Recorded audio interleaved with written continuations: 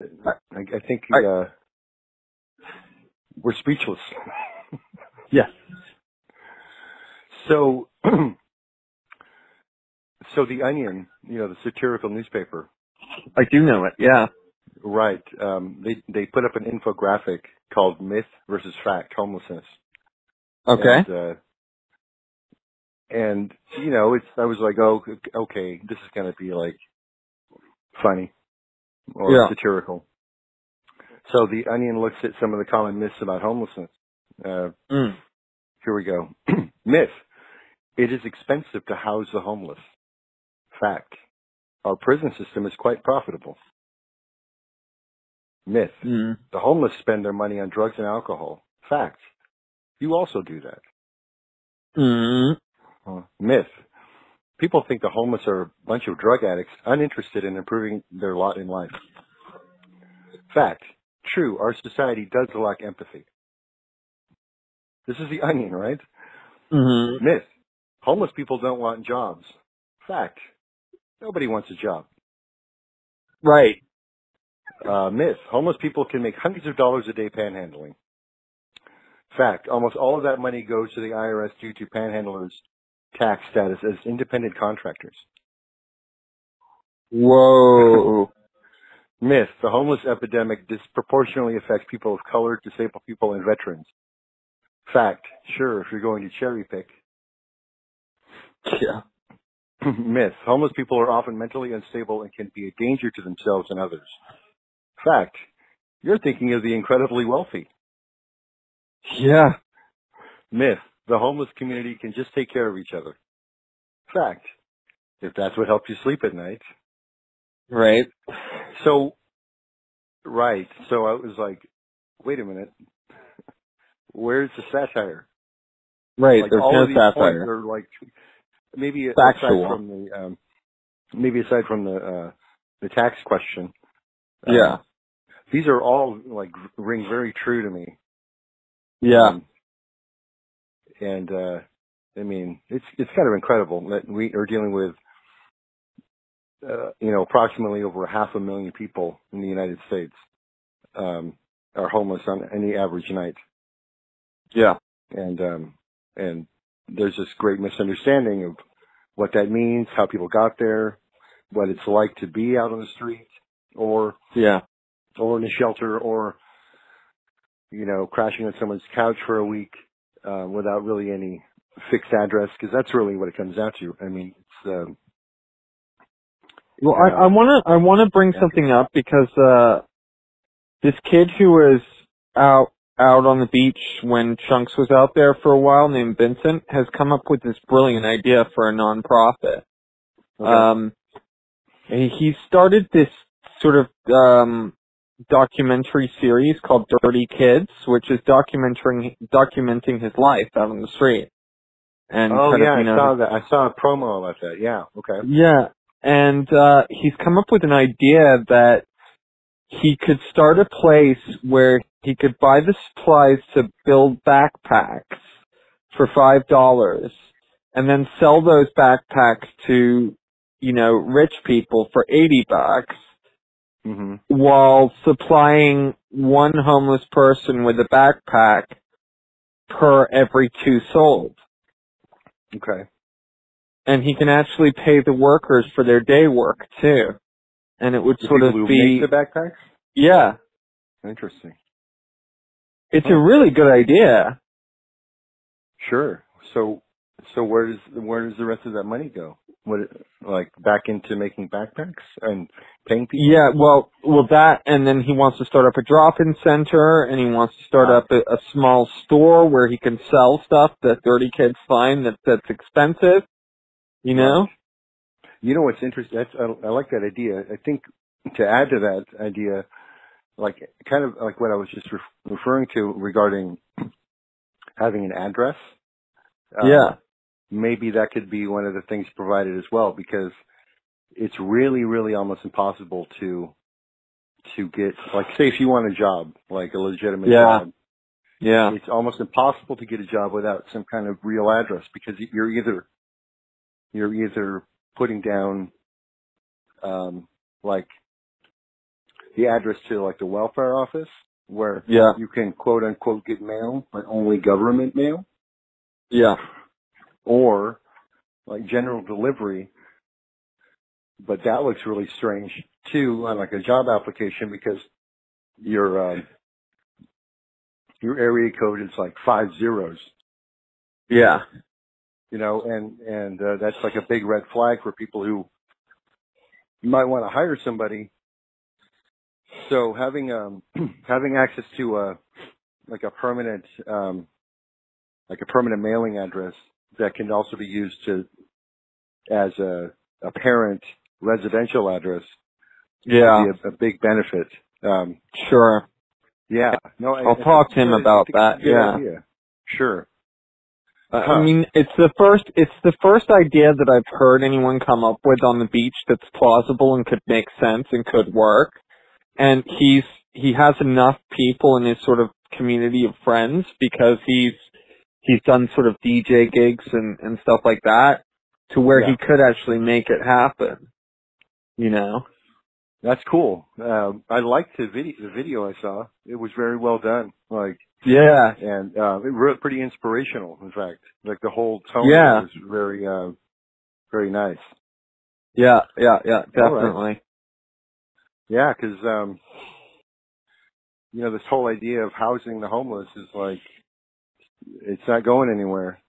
It's not going anywhere at all, and no one has anywhere to house them, really, apparently. Or would they do, but no one wants anyone homeless in their community, you know, and they don't want a hub of homelessness. I mean, one of the things with that lot that's sitting, you know, next to Gold's Gym, or opposite Gold's Gym, you know, that bus lot that's been empty forever. Like, they don't want to make that a homeless place because they fear that it'll become a permanent thing. Because there is no housing and there are no solutions. But the ironic thing about that is if they built these apartments there, the affordable housing part would be like $1,000 to $1,500 an apartment. Still, and that's affordable. Like as opposed to $3,000 to $4,000 for an apartment anywhere else in that neighborhood. Your average homeless guy or family even in the area can't afford that anyway. Yeah. Like it would be useful, but the idea that there'd be a bunch of homeless people there or formerly homeless people, that's ironic too, because then they wouldn't be homeless anymore. They'd just be formerly homeless. Yeah. And what's the problem with that? That's really the crux of that idea that needs to be blown up. Like, if there's a homeless person and there's a place for that person to live and then they move in, they're not homeless anymore. So what's the problem? Oh, we just don't like that person, I guess. Well, what they're proposing for that lot is more a drop-in center and sort of a place, and so therefore the community doesn't want it because they feel like there's no addressing of actual homelessness. You know, it's just a drop-in center. Well, they do have a point. They don't want to like create a hub that draws people in from downtown as well. You know, the apparent count out on the street when they did consensus out here was that there was 1,000 people on the street here in Venice every night. You know, that's a lot of people, man. It is. It is, and that number's only going to go up. Yeah. It's only going up. There's no way it can go down. Like, that's a kind of an impossibility. How can those numbers like ever drop? I feel like you've lucked out, like with where you're at right now, man. Because I feel like there's nothing else. You know? Yeah. I mean, it took. Sure. Not luck, but work. Yeah. But there was. I mean, there are literally hundreds of places like this all over Los Angeles. Sure. That people can move into with little or no money, with rents ranging from $500 to $1,000 a month. There are requirements, and so at that point you come to that decision point whether or not you want to give up a particular lifestyle to do something different. Sure. Because if you don't, then you're not eligible. Like, and it's just like any standard, like, kind of reference check, like, that you have to go through to move into any place. Like, but the criteria is a little bit different. Yeah. Like, we don't want you stumbling drunk coming home, basically. Right. We don't, we want, this is a place where people, aren't using and abusing drugs and alcohol. And, there are no, other than that, there really aren't any restrictions per se. I mean, anybody, like my stoner friend or whatever, is welcome to come over. You just can't light up here. Yeah. Yeah. Right. Yeah. Because you're going to put somebody in danger of like relapsing, and then, and then that person may, through their own bad choices end up in, another dark place.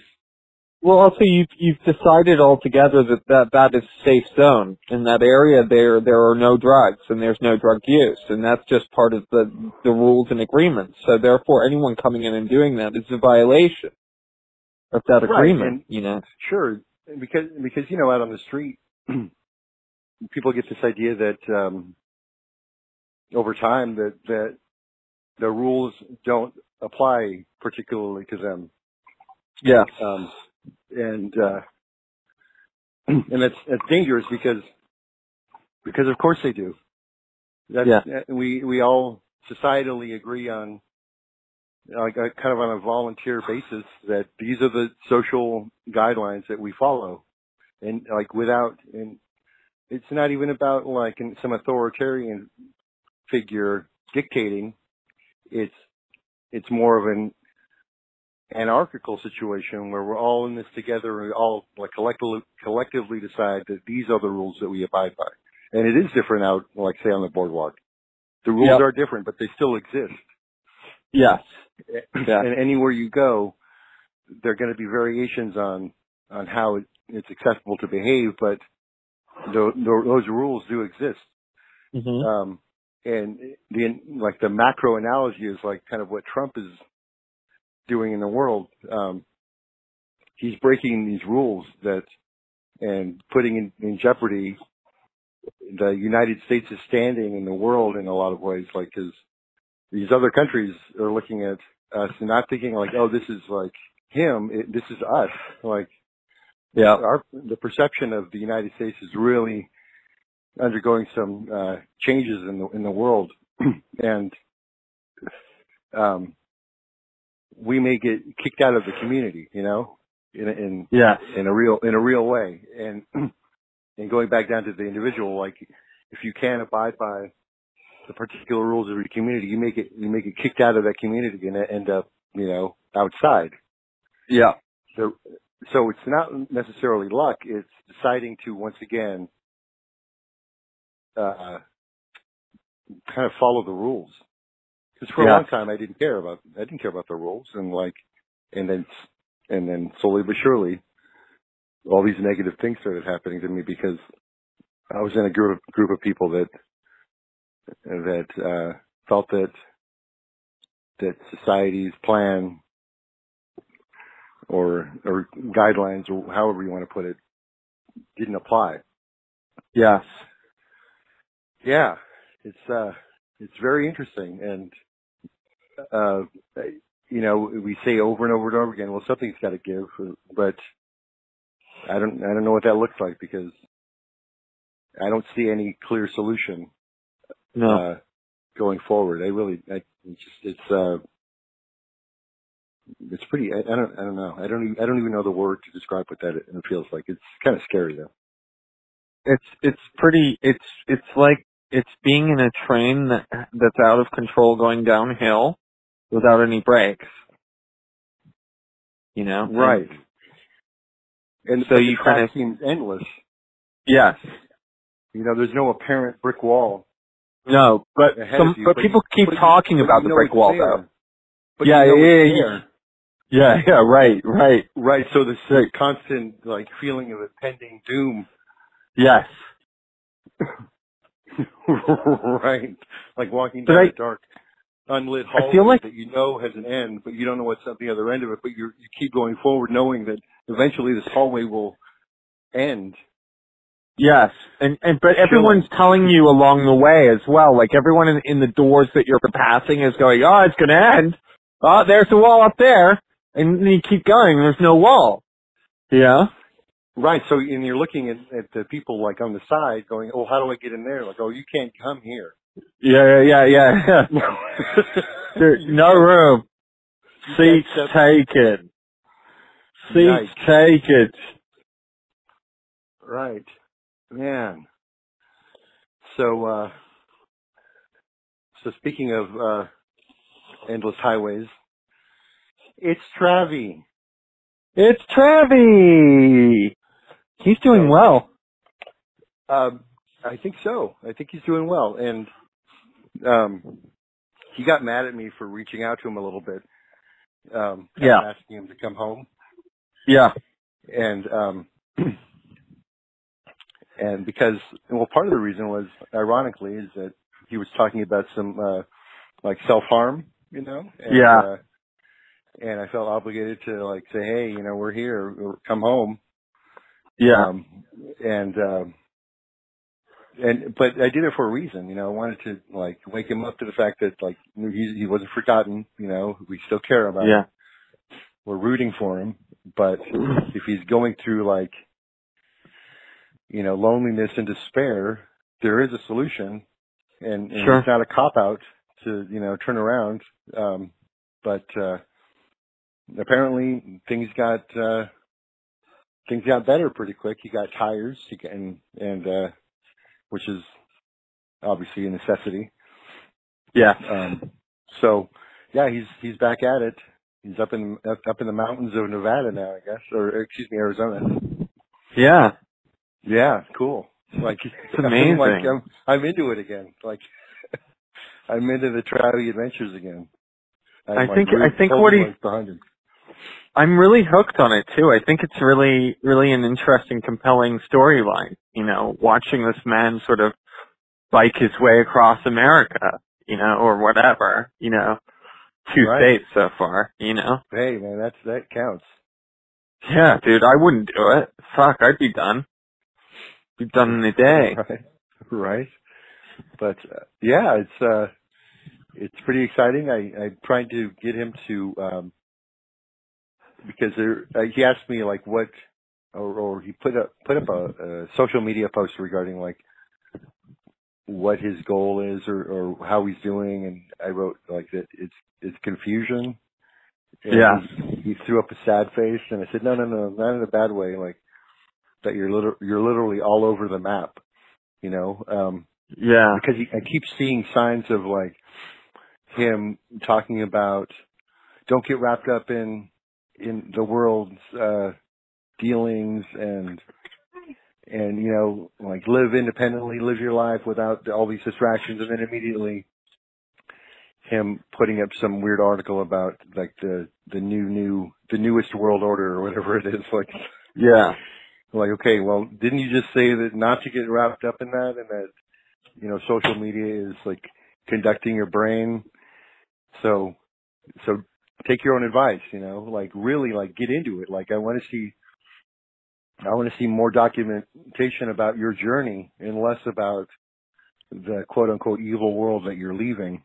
And, cause I think that would be really beneficial to him to stop with, so much of the conspiracy, like research and talk, and focus more on what he's doing, because it could be really important, you know? Well, yeah, I mean, here's the thing. He doesn't really like, sorry, yeah, I had to use the restroom. I actually muted you during the noisy part. This is, you know, life happens during this. Man. The raw deal. You're live with Hollywood. Hulk Hogan. No. The thing is with Travvy is he does struggle with living in the now, and kind of like, I mean, But yes, I agree. Like, if he just focused on the journey and documenting that and documenting sort of what he's seeing more, because I'd be super interested in these little towns he's visiting. You know, what does he see there? What kind of graffiti is there? What, you know, where does he stay at night? What, you know, how do you survive it when you do this, you know? Right, what's he eating? You know, what's he, like... Yeah. Yeah. Because those shots of the old, rundown, abandoned truck stop were awesome. They were incredible. They were incredible. I want to see more of that, that's right. Yeah, me Come too. on, documentarian, you know, he's a videographer, let's go. Yeah, stop with the chemtrails and get on your documenting, you know? This whole conspiracy thing and this whole anti-social media thing is bullshit because it's saving your butt, you know? Well, he's on, right, I don't like that. I don't like the fact that he's trying to bash the platform that he's on. Yeah. Because what will happen, you know, I guess if he's gonna knock out his, like, whole foundation, like. Yeah. Yeah. Don't trash, like, the floor that you're standing on because that's your floor, you know that. Yeah, yeah. But right or wrong, like all the videos and the points of view and philosophies, like we know, like we know where he stands, you know, like, and anybody who knows him knows where he stands in all these topics. Like, I'd rather hear about him. Yeah, me too. Yeah. Well, yeah, and I'm excited again about, like, his journey, which is cool because I was really having some doubts. I know you were. I was pretty certain the whole time. I'm sure, even in the darkness, I get where he's at, and I know him. I know him well enough to know that he'll get through that regardless. You know? Exactly. Sure. All right. So shall we do a Charlie Sheen update? Is there a Charlie Sheen update? I gave you one. What?